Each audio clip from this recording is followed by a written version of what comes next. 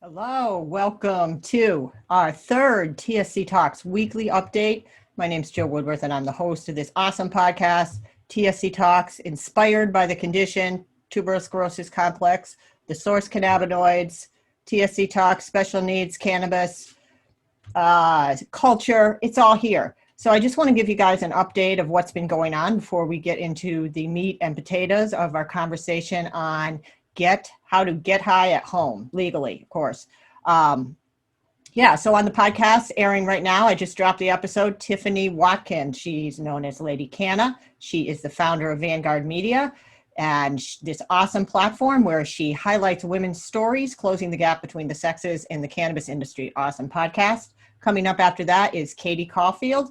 Katie, oh my goodness. Katie is a mystic, a spiritual guide. She practices all different types of healing and, kind of going along the topic of get high at home.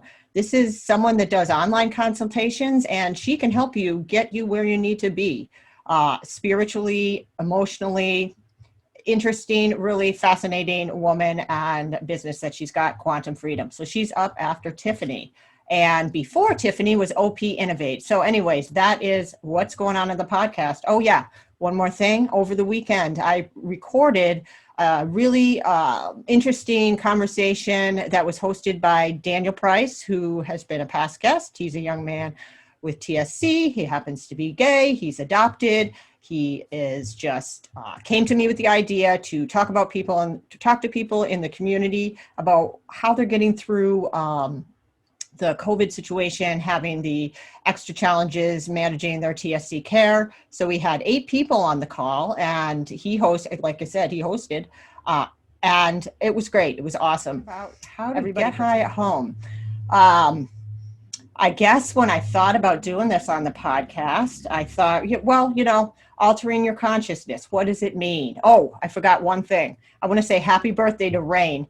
Happy birthday, Rain. Happy birthday to you. Happy birthday to you. Happy birthday, dear Rain. Happy birthday to you, you wonderful human being, Rain. Anyways, I had to do that for my friend Brooke, who has been on the podcast too. Her daughter, Rain, has TSC, and it's her 16th birthday. So happy birthday, Rain. Back to getting high at home. Yeah, I do talk a lot about cannabis as medicine. I had a hard time with the idea that I was getting high because I went through 12-step program, and, the idea of getting high was really verboten. So, when I heard the terminology medicated, elevated, I guess that made me feel a little better. But then, it's always rattling around in my head. It's rattling around in my head. A lot of things are. Just, am I bad? Am I wrong for wanting to feel good? I came to cannabinoid medicine when I was at a real low point, even though I was in recovery. Chris is coming in. He's going to shut me down on this. So anyways, we're going to keep talking about this. Chris Nichols is going to join me. We're going to continue this discussion. Yeah, so people in the recovery programs, not very many, but a few. Hey, Chris. I was going out running to try to cope, and people were telling me, you're replacing one addiction with another. And I was like, well, thank you very much. I am, and I will always be an endorphin junkie. It's been a grounding practice for me my entire life. And yes, I consume cannabis ahead of my runs. And yes, they help me tremendously. So, I do get high at home. It is purposeful, and it's, I have my card. But, I think there's a lot of ways, Chris, that we can get high at home without, having to use anything. So do you want to jump in here? Thanks for... In fact, earlier today I was rearranging my shelves, and I was looking at some old books, remember books, but I have like a whole bunch of Philip K. Dick novels. So he's the one who did Runner, Through a Mirror Darkly. Pretty much half of the sci-fi out there comes from his very strange ideas. And he was very much into LSD, a whole bunch of different things.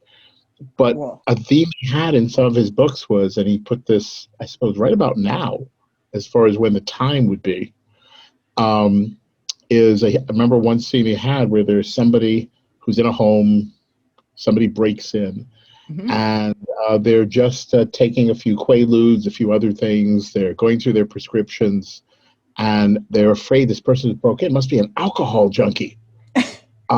We think he may also be smoking cigarettes. Let me light up some weed and see if I can light it down. And just how, like, there's so many different ways of being high and what it means. If you have something in a prescription bottle, even if it's highly toxic, even if it has other problems, it's okay. Right. Something you do in your garden could be evil, even if it has no toxicity, it has no problems. And as you go from country to country, some countries ban hashish, in some countries it's legal, in some countries you can be executed for drinking a beer. Really? So there's no real consistency across what this is. And I was thinking, we talked about this a little, come to think of it, there's no definition of high. Well, altered consciousness, I guess, would be what but that could be a negative thing too. And one thing I was going to say is, when you do alter your consciousness, sometimes it can open doors. And if you're not on top of your mental health, it can be risky. So, that's one piece of why I think people are afraid of the concept of being high is, sometimes things happen, you're not thinking clearly. So clear thinking, what does that really mean? But just to take what you've said, altered consciousness. I understand that many of our young people get together and share this thing called knowledge in a thing called college in the attempt to alter their consciousness and hopefully get employment at some point in their lives. I think all of us came out of college or graduate school or something not thinking the same way we did when we went in. That's altered consciousness. Right. It's like a compressed time period. And so in college, you're altering it extremely over a 4-year period. But when Now, I remember having a conversation with a state senator who I shall leave nameless, who had received some drugs that were perfectly legal. In fact, a package that he received of something like 3,000 of these pills had been stopped by the FBI. And he had called the FBI and I said, "What's the problem?" "Well, you ordered these from India. You are aware that many things that come from India are counterfeits." "Yes, I am aware." "Okay, we'll send you your package." And so the FBI actually sent him these drugs. But it was, I'm trying to remember the name of it, but there is both a movie and a TV series based on this drug. Limitless. Limitless. It's real. It's yet another derivative of methamphetamine, but where what's the last one they had that everybody takes that's supposed to help you with your studies? Adderall. Adderall does not improve your intelligence. It does not physically improve you as a human being. It only does one thing. It makes you more confident. And they've done deep studies on this. And this altered state of consciousness, which is heavily used in colleges and now heavily used in corporations, so not everyone know that, the primary benefit, and I've asked a lot of people who've used it, say, is this what it is? Like, yeah, it means when I wasn't confident enough to do something, this gave me that little extra edge. It didn't make me any smarter or anything, but it gave me enough confidence to say, I will try. That's a horrible state of consciousness, isn't it? It's terrible. It's terrible. I think we define these things as like, it's a drug, and looking away from the potential, if it's used in moderation or purposefully. What if it is used for all the things we associated with good, not inebriation, but it does make you more confident. Work harder. Makes you a more productive member of a capitalist society. Yeah, I know. I've tried Adderall. It's very effective. I forget what the name of the other drug was, but that has been tested and it does make you smarter. It increases your cognitive functions, it increases your response speeds, and it increases your memory. So I want to make sure people know we're not here recommending that people go out and use these, and we are going to talk about some things you might have in your home too. So hang in there, people. We're not just talking about street drugs. they're all prescription. Well, yeah, right. Maybe in your home, just in your medicine cabinet. Yes, But, look in your, yep. Finish your point. Is forgetting what the drug is, or if it's taking more vitamin B or whatever it is, some of the things that we associate have positive benefits. Right. When some people, like back in the Nancy Reagan era, just say no, it sounded like getting high is wrong. But what's wrong about it? Is it that it's an enjoyable experience? Is it that, I mean, at the time we were told it's going to wreck your chromosomes and it will rot your mind, do all these things. Yet these are the drugs of corporate America today. Yeah. So what is even, we've and got what are we this, trying to do?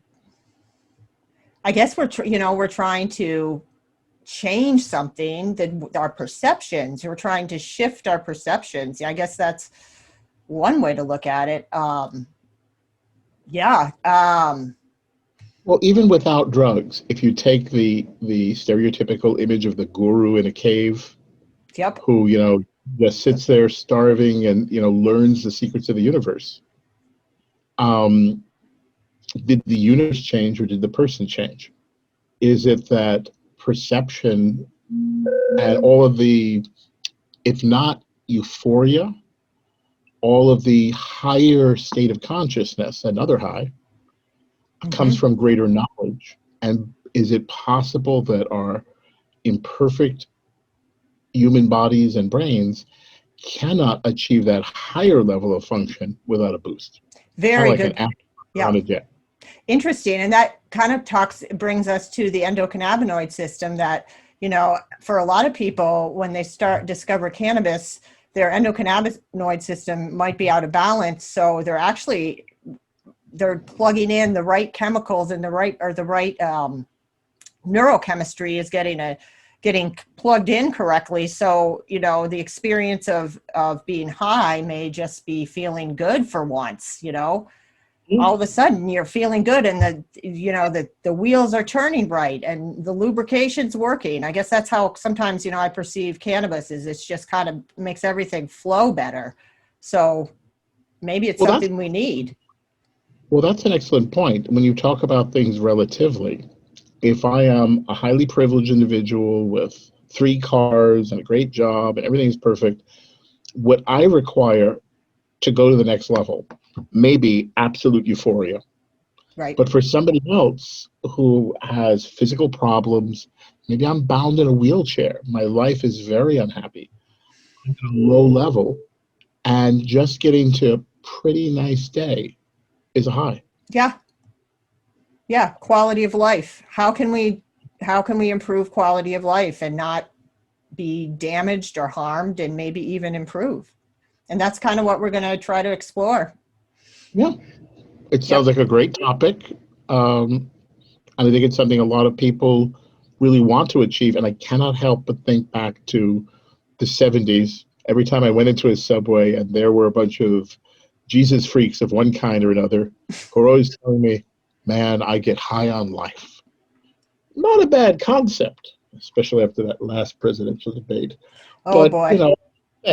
So, we all need to get elevated. Yeah. We've got to get, I was told this by a yoga person when I was trying to take yoga back when I actually thought I would show up at a gym more than once a year, that everything you do, from the breathing to happiness, everything else, think of yourself as a giant vase. And when you breathe, you have to fill up that vase. But happiness, fulfillment, courage, all these things, if they never get filled with anything, there's nothing there. Wow, that's deep. There has to be a quantity of happiness we're taking in, whatever it is, maybe it's digging around the dirt and planting carrots. I don't know. And that's it. We're over and out. Yeah. All right. Thank you. Thanks, everybody. Bye, y'all. See you in a few on Facebook.